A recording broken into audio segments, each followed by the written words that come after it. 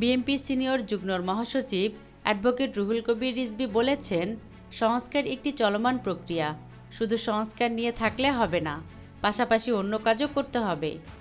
রোববার সন্ধ্যায় মানিকগঞ্জ জেলা শিল্পকলা একাডেমি মিলনায়তনে শহীদ রাষ্ট্রপতি জিয়াউর রহমানের 89তম জন্মবার্ষিকী এবং জিয়া স্মৃতি পাঠাগারের এক যুগ পূর্তি আলোচনা সভায় প্রধান অতিথির বক্তব্যে তিনি একথা বলেন।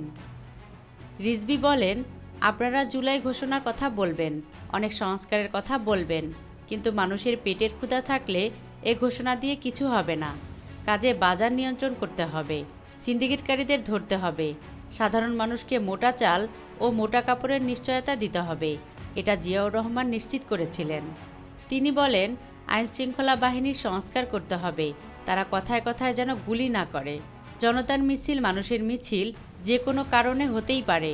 আইনশৃঙ্খলা বাহিনী সেখানে টিয়ারশেল মারতে পারে, লাঠিচার্জ করতে পারে, কিন্তু তাই বলে কি মিছিলের আওয়াজ শোনার সঙ্গে সঙ্গে গুলি করবে?